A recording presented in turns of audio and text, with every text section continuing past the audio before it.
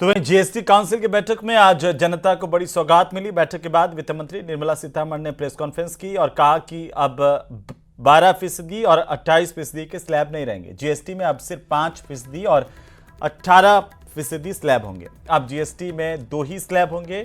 ये घोषणाएं 22 सितंबर से लागू होंगी, यानी कि अब आम उपभोक्ता की जरूरी वस्तुओं पर टैक्स कम किया गया। और साथ ही आपको बता दें कि दूध, यूएसटी दूध और रोटी पराठा पर अब कोई टैक्स नहीं लगेगा, जो इतने दिनों तक लग रहा था। एसी, टीवी और 350 सीसी तक की मोटरसाइकिल पर जीएसटी 28% से घटाकर अब 18% किया गया। कृषि और किसानों से जुड़ी वस्तुएं 5% जीएसटी इन पर लगेगा। वहीं हस्तशिल्प, ग्रेनाइट, चमड़े के सामान पर भी 5% जीएसटी लगेगा। सीमेंट पर 18% जीएसटी लगेगा। साथ ही जीवन रक्षक दवाओं पर कोई जीएसटी नहीं लगाया जाएगा। मेडिकल उपकरण पर, चश्मे पर 5% जीएसटी लगेगा।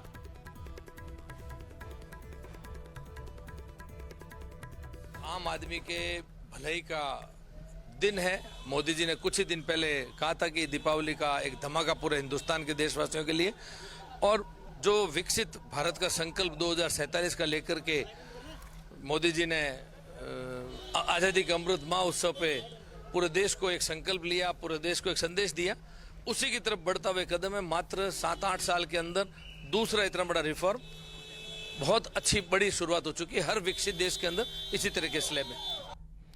उधर जैसलमेर के डांगरी गांव में एक युवक की हत्या के बाद बवाल मच गया। मामला इतना बिगड़ गया कि मौके पर भारी पुलिस बल को तैनात करना पड़ा। आखिर पूरा मामला क्या है, इस रिपोर्ट में देखिए।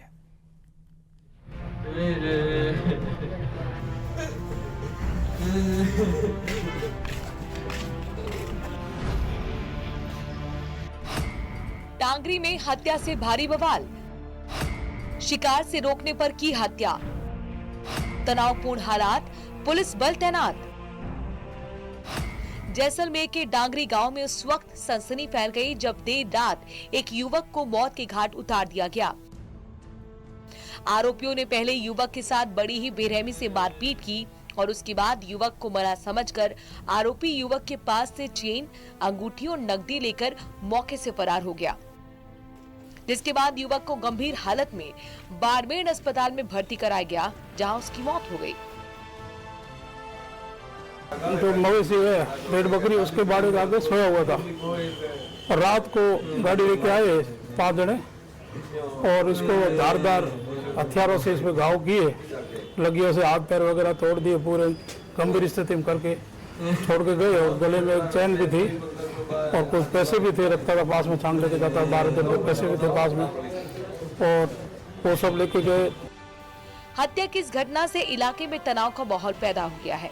वहीं गांव में गुस्साए लोगों ने विरोध जताते हुए एक दुकान में आग तक लगा दी, जिससे माहौल और भी तनावपूर्ण हो गया।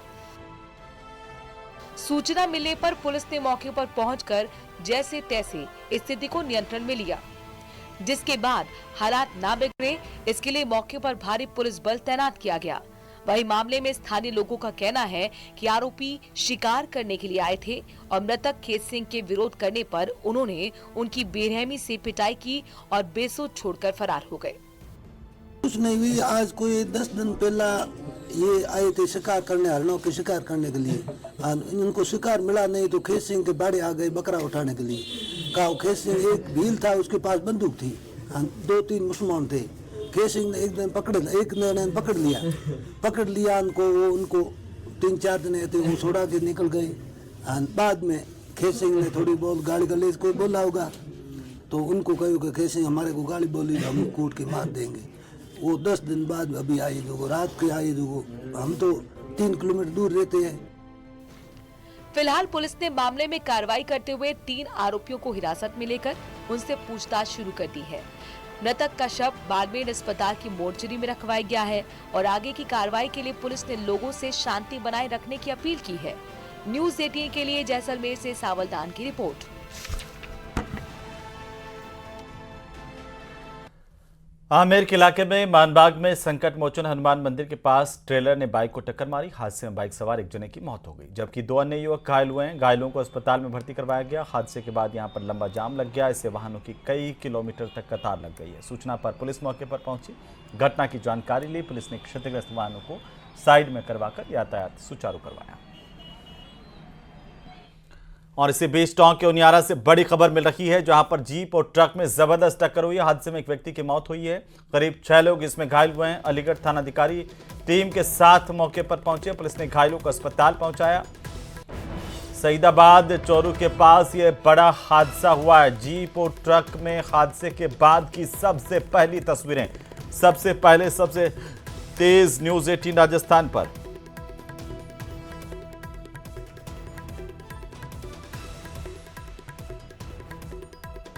और इसी बीच दौसा के लालसोट इलाके से बड़ी खबर मिल रही है। श्रीमा गांव पानी से पूरी तरह से घिर गया है। मोरेल नदी के किनारे पर यह श्रीमा गांव बसा हुआ है और इस श्रीमा गांव को लेकर के बहुत बड़ी अपडेट है।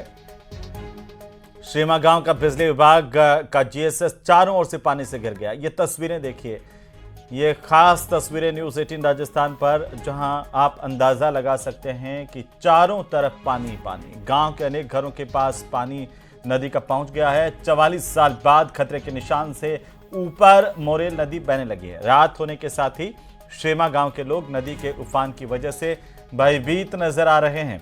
44 साल के बाद खतरे के निशान से ऊपर बह रही है मोरेल नदी और मोरेल नदी के पानी ने लोगों के घरों तक दस्तक दे दी है। ये जीएसएस की तस्वीर है, पूरा का पूरा जीएसएस इस वक्त है पानी से घिरा हुआ है।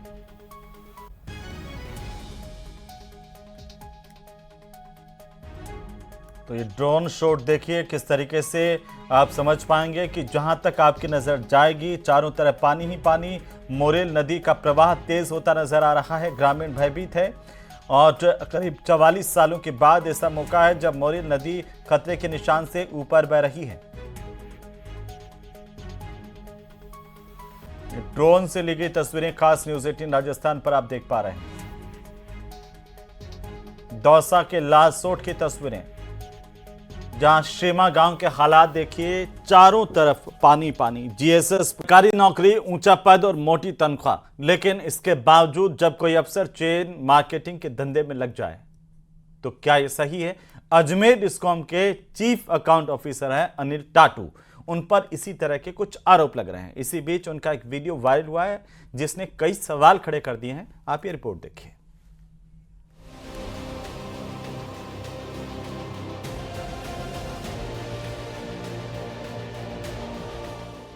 सोशल मीडिया पर वायरल इस वीडियो में डिस्कॉम के सीईओ अनिल टाटू एक चेन मार्केटिंग कंपनी के कार्यक्रम में नजर आ रहे हैं। अनिल टाटू पर आरोप है कि वो सरकारी नौकरी पर रहते हुए चेन मार्केटिंग में लगे हैं। आरोप है कि उन्होंने सिल्वर लेवल तक का टारगेट पूरा कर कंपनी से सम्मान भी लिया। कंपनी ने बकायदा उनका जश्न भी मनाया और उसी जश्न का ये वीडियो सोशल मीडिया पर वायरल हो रहा। अजमेर डिस्कॉम के एक अधिकारी द्वारा चेन मार्केटिंग कंपनी से सम्मानित होने का वीडियो सामने आया है, जिसमें वह सिल्वर लेवल पर सम्मानित होते दिखाई दे रहे हैं। बताया जा रहा है कि अजमेर डिस्कॉम में चीफ अकाउंट ऑफिसर अनिल टाटू ने यह सम्मान लिया है। बताया जा रहा है कि यह सम्मान उनकी पत्नी की जगह वह लेने पहुंचे थे, जिसमें वह चेन मार्केटिंग के जरिए अलग अलग ग्रुपों में जुड़े हुए हैं और अलग अलग सदस्यों को वह मार्केटिंग के माध्यम से मिलने वाली सेवाएं दे रहे हैं। कई सामान की खरीद फरोख्त भी इस मार्केटिंग के जरिए की जाती है। ये मामला इतना बड़ा इसलिए है क्योंकि सरकारी कर्मचारियों के लिए ऐसे कामों पर सख्त रोक है, खासकर जब अफसर खुद कर्मचारियों के व्हाट्सएप ग्रुप में ये जानकारी शेयर करें। सूत्रों के मुताबिक अनिल टाटू ये बिजनेस अपनी पत्नी के नाम से कर रहे हैं, लेकिन सक्रिय रूप से इसमें जुड़े हुए हैं। लेकिन सवाल यह उठ रहा है कि इस तरह के बड़े अधिकारी द्वारा इस तरह का काम क्यों किया जा रहा है? चेन मार्केटिंग में वह क्यों जुड़े हुए हैं और कितने ग्रुपों से वह जुड़े हुए हैं, इसे लेकर भी कोई जानकारी स्पष्ट नहीं आई है।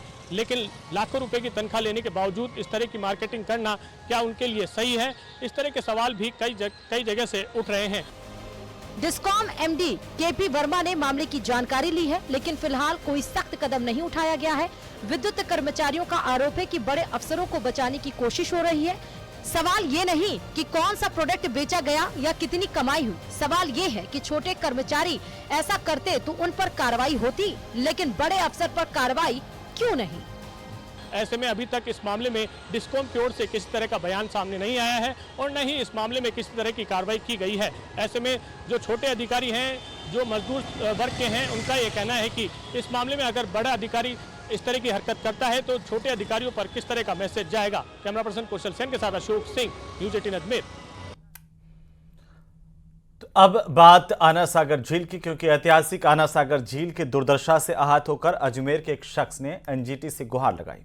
जिम्मेदारों तक सबूत पहुंचाए, शिकायत सही पाई गई तो एनजीटी ने अजमेर नगर निगम पर 38 करोड़ 75 लाख रुपए का भारी भरकम जुर्माना ठोक दिया है। आप ठीक सुन रहे हैं, रिपोर्ट देखिए।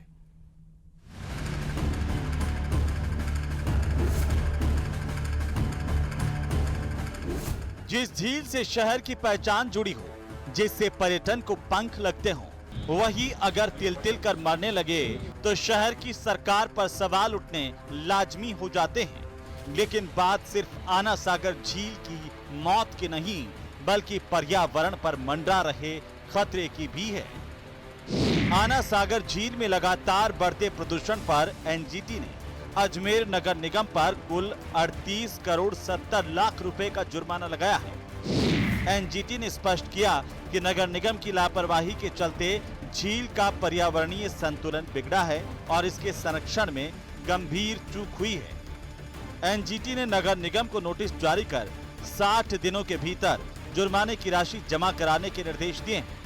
के पर्यावरण प्रदूषण को फैलते, बीमारियां फैलते और आसपास क्षेत्र लोगों की स्वास्थ्य को ध्यान में रखते हुए जो गंदा पानी अजमेर शहर का है, जो 13 नाले आना सागर में गिर रहे हैं, उसको लेकर हमने एनजीटी में परिवाद दर्ज किया था। एनजीटी के माननीय चेयरमैन साहब को 2023 को मैंने अवगत कराया, वहाँ जाके दिल्ली जाके, तो उन्होंने बात सुनी। बाबूलाल साहू के मुताबिक एनजीटी ने प्रकरण भोपाल बेंच में ट्रांसफर कर दिया, जिस पर नगर निगम के अधिकारियों ने एफिडेविट देकर बताया कि आना सागर में जाने वाले सभी नालों को पैक कर दिया गया है। लेकिन एनजीटी की जांच में दूध का दूध, पानी का पानी हो गया। हमसे मंगाया, सब कुछ किया, तो नगर निगम ने एक एफिडेविट दिया था अधिशासी अभियंता के द्वारा कि हमने सीवरेज लाइन के सारे जो नाले हैं, 13 नाले, वो हमने बंद कर दिए गए हैं। हमने भी कहा ठीक है, बंद कर दिए। इसके बाद में पर्यावरण प्रदूषण नियंत्रण मंडल की टीम आई, उसके साथ में दूसरी टीम भी आई। उन्होंने अभी 30 जुलाई जो गई है, 30 जुलाई को निरीक्षण किया। वास्तव में 13 के 13 नाले आना सागर में जा रहे हैं, गंदा पानी जा रहा है। उसको व्यतीत होकर एनजीटी के माध्यम से पर्यावरण प्रदूषण पोल्यूशन बोर्ड के द्वारा 38 करोड़ 70 लाख 75 हजार का जुर्माना किया है नगर निगम। 60 दिन में राशि नहीं जमा कराने की सूरत में हर महीने 1.5% पेनल्टी लगाई जाएगी। उम्मीद है कि इतनी भारी भरकम पेनल्टी के बाद जिम्मेदार गफलत की नींद से जागेंगे और आना सागर झील की सुध लेंगे। न्यूज़ 18 राजस्थान के लिए अजमेर से अशोक सिंह भाटी की रिपोर्ट।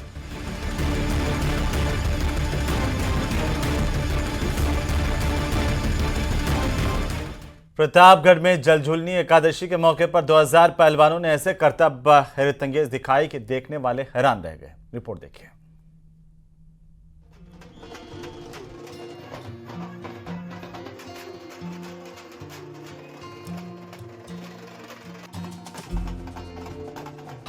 पहलवानों का शक्ति प्रदर्शन, जेसीबी और मलखंब पर कमाल।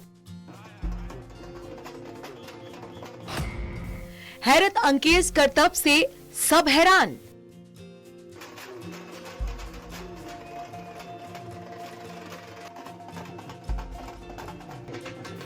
जेसीबी से लटकती रस्सी और उस पर करतब करते पहलवान। बारिश के बीच तलवारबाजी करती छात्रा और मुगदल उठाकर प्रदर्शन करते पहलवानों का ये वीडियो प्रतापगढ़ का है। हर साल की तरह जलझुलनी एकादशी पर इस बार भी 8 व्यायाम शालाओं के 2000 पहलवान जुलूस के रूप में सूरजपोल चौराहे पर पहुंचे। यहाँ पहलवानों ने जेसीबी और मलखंब पर रस्सियां बांधकर संतुलन और शक्ति का अद्भुत प्रदर्शन किया। बारिश के बीच ऊंचाई पर चढ़कर किए गए करतबों को देखकर दर्शक हैरान रह गए। हर प्रदर्शन पर तालियां गूंज उठी। इस आयोजन में सिर्फ युवा ही नहीं बल्कि नन्हे पहलवानों ने भी हैरत अंगेज करतब दिखाए। पहलवानों ने लाठी, तलवार, त्रिशूल, मुगदल और अन्य हथियारों का प्रदर्शन कर अपनी कला का परिचय दिया। साथ ही भारतीय संस्कृति और परंपरा की गौरवशाली झलक दिखाई। इस अद्भुत प्रदर्शन को देखने पहुंचे सामाजिक और धार्मिक संगठनों के प्रतिनिधियों ने कलाकारों का हौसला बढ़ाकर उनका स्वागत किया। सुरक्षा के लिहाज से बड़ी संख्या में पुलिस बल तैनात रहा। यातायात व्यवस्था बनाए रखने के लिए भी विशेष इंतजाम किए गए। न्यूज़ 18 राजस्थान के लिए चंचल की रिपोर्ट। तो वहीं नागौर जिले के मेड़ता इलाके में रहने वाला एक परिवार पिछले 3 साल से न्याय की गुहार लगा रहा है। इस दौरान वो 5 बार मुख्यमंत्री, 26 बार अलग अलग नेताओं, अधिकारियों से गुहार लगा चुका, लेकिन अब तक प्रशासनिक गलती को सुधारा नहीं गया। रिपोर्ट देखिए।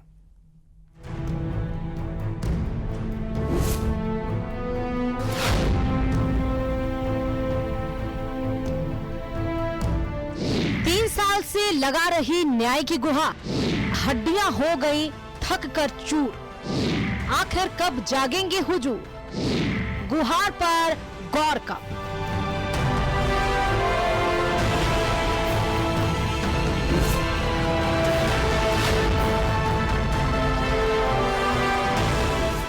वक्त बदला, राज बदला, लेकिन जो नहीं बदला वो है सिस्टम का मिजाज। जी हाँ, बात आज भी उतनी ही सही है जितनी सदियों पहले थी। आंख पर पट्टी रहे और अक्ल पर ताला रहे, अपने शाहे वक्त का यूं मर्तबा आला रहे। जी हाँ, उम्र के जिस पड़ाव पर लोग घर बैठकर नाती पोतों को अपने जमाने की कहानियां सुनाते हैं, उस उम्र में शायरी देवी अपने बेटे के साथ दर दर की ठोकरें खाने के लिए मजबूर है। प्रशासन की एक गलती ने शायरी देवी का बुढ़ापा बिगाड़ दिया है।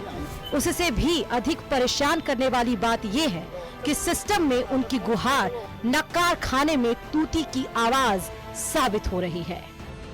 अगर मिलके साथ बोलता मगराओं सब मिलके पर मेरे तारा को नहीं होंगे जकानी मारो पार में तोड़ी मारा दादी और हाथरी पाड़ी में तोड़ी मोटा मारे लोग। हैरानी तो इस बात की है कि मुख्यमंत्री से मिले आश्वासन के बाद भी उनकी सुनवाई नहीं हो पा रही है। दरअसल 2022 में उनकी 3 बीघा जमीन पर रास्ता निकाल दिया गया, जबकि पास में ही मौजूद जमीन पर रास्ता निकालना था। स्थानीय प्रशासन से मामले की शिकायत की गई। जांच में प्रशासन ने अपनी गलती मानी, लेकिन 3 साल बाद भी गलती दुरुस्त नहीं हुई।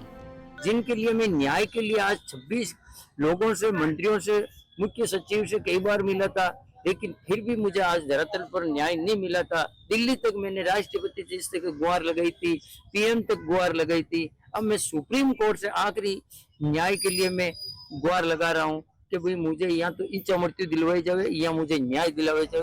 बुधवार को पीड़िता अपने बेटे के साथ एक बार फिर संभागीय आयुक्त को ज्ञापन देने पहुंची। दुनिया उम्मीद पर कायम है, इसलिए उम्मीद संजोए रखिए कि जिम्मेदार नींद से जागेंगे और अपनी गलती दुरुस्त करेंगे। न्यूज़ 18 राजस्थान के लिए नागौर से अशोक सिंह भाटी की रिपोर्ट। तो चित्तौड़